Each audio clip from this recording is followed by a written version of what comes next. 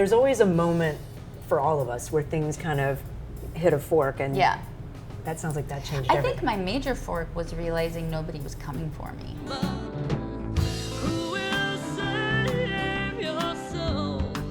All right, Jewel. Hi. Hi, multi-award-winning artist and mental health advocate. What's our drink here?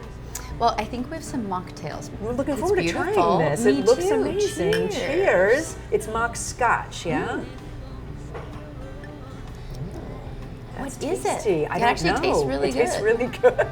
The drink is all about how you go from growing up in Alaska to, you know, as I said, award-winning musician. We're at the Pig and Whistle here in Manhattan. How did you get, in summary, how did you get from Alaska to here? I grew up in Alaska. Yeah. My family are all musicians. You didn't have running water, right, as a kid? Yeah, I grew up on the homestead. So we had an outhouse, no running water. There was a log cabin. I grew up in a saddle barn. In What a else? saddle barn? Yeah, we converted a saddle barn into a Into a living house. space. Yeah, we had a coal stove. We only ate what we could kill or can. And we would walk 2 miles out a road to be able to catch a bus to go to school. That's a really different upbringing. Very different. Than most of the lower 48, right? But my grandmother had taught all of her 8 children to write, to sing, to play instruments. So music was a part of your life really early. All the arts, writing, all of my family are incredibly talented. My dad, I guess, sort of picked up where my grandmother left off, and he started making albums when I was a young kid. And then my mom left when I was 8. And then I moved out really young, at 15. You moved to Michigan, right? You moved to a really famous music academy. Yeah, I got a partial scholarship. At what point do you start thinking, oh, I could pick up a guitar, I could write some tunes? How does I that was happen? writing the whole time. I fell in love with songwriting at school, but it was just my own private thing. I'd always written poems. I was starting to have anxiety attacks, panic attacks, and the way I was soothing myself was just by writing. It was like a self-soothing tool, like a coping mechanism. You finish in Michigan and you get your degree, and then you move to San Diego. Is that about right? When I graduated, my mom was in San Diego. She wasn't doing well, she was sick, and so I went to take care of her.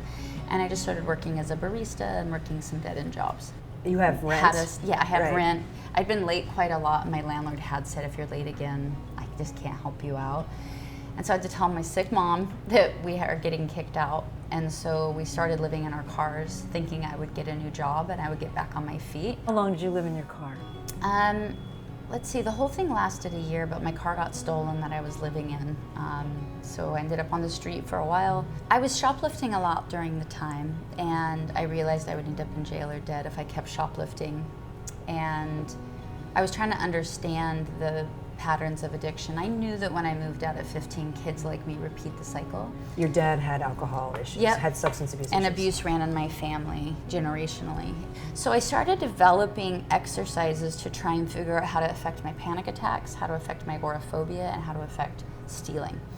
And I started noticing changes. So even though I was homeless, I started really figuring out how to create changes in my well-being. And then I couldn't get a job anywhere because I started looking homeless. And I saw a coffee shop going out of business, and I just said, hey, you know, if you can keep your doors open, would you let me, if I can bring people in, can I keep the door money? That's a huge pivot in your life, right? Yeah. Like it's not like there's always a moment for all of us where things kind of hit a fork, and that sounds like that changed I everything. think my major fork was realizing nobody was coming for me and that I was coming for me. I think a major pivot was realizing nobody owes me happiness. I owe myself. What am I willing to do for myself? And when I started thinking like that, I started thinking about being skill-oriented, tackling bad habits, trying to create changes. Like I can make myself better. I can do and then this. it led to magical things happening. First 2 people came to sing me in the coffee shop, and then it was 4, and then it was 8, and then it was 20, and then it was standing room only, and then it was 2 shows every Thursday, and then it was people standing outside windows just with their faces pressed to And then hear somebody me. tells a recording industry person, right, who comes and sees you. A radio DJ put a bootleg on air. I got requested in the top 10 countdown, like as an unsigned act in a very big market. labels started coming down. There was a huge bidding war. They competed with each other to get you. Yeah, right? I was offered $1 million signing bonus as And a homeless kid. You didn't take it, right? Yeah. $1 million signing bonus. Yeah. Why would you not take that? Well, I went to the library, and I looked up books on the music business, and I realized that it was a loan. So it was $1 million loan against record sales. It ended up being a great thing. I turned the money down because I failed. I sold 2,000 records in a year and a half. I was solo acoustic trying to open for Bauhaus, which is an original goth band. I was opening for grunge acts. People were throwing things at me. How does it go from people heckling you and throwing things on stage to everybody discovers your music? I quit finally after almost 2 years on the first album, start to make a second album. Bob Dylan asks me to tour with him. I stopped the second album, I tour with him, and he really believed in me. He was like, don't stop. Neil Young took me out next, same thing. Yeah. He was like, you keep going. And I was like, yes, sir. And then Conan put me on TV, and then things started to really shift. And I went from selling no albums in almost 2 years to selling 1 million albums every single month for over a year. And it got crazy big. Yeah, yeah. And then people look at your career and say, you made some interesting choices. You took breaks when other people might not have. You didn't host SNL at one point when they asked you to host the show. So dumb. Yeah, you know, I made myself a promise when I was 18 that the only way I would sign my record contract is if I made my #1 job to learn how to be happy, my #2 job to learn to be a musician, and under that, the first priority was art over fame. Because we make 50 billion decisions in a day, I needed some kind of North Star to navigate by to help me filter through how to answer those questions. Did you have like a financial problem where you suddenly ran out of my money? mom was my manager, and I think anybody can just fill in some blanks there about that went pretty predictably.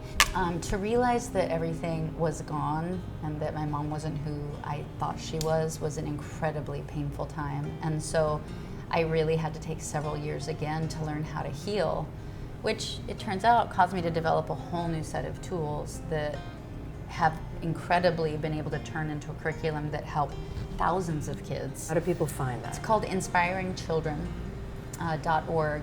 But this holiday season, as one of our fundraisers, we started a challenge. It's called #NotAloneChallenge. Hey, it's Jewel, and I started the Not Alone Challenge to remind everybody that this holiday season they are not alone. Because we realized 50% of the people that need real scientifically proven mental health tools that you can practice aren't available. 50% of the people that need them don't have access to anything. And so through this, we're raising funds. People make us little videos and they use #NotAloneChallenge. And it's wondering if I'm just gonna put you on the spot. Would you join us? I will, yes. Yay! I absolutely will. Cheers to that. Yes. Cheers to that. It seems to me that a huge part of your life over the last couple decades has been helping others and trying to, help folks find a path. You know, being a musician, being a rock star is really fun. It's a cool job. It's a cool job description. It is a lot of fun to get on stage. Touring this summer was amazing. But helping people want to live, I just don't know a more fun thing. Helping other people makes you feel better. It really does. You have a new album. No more sad songs, just blue skies, and there are no more tears to cry.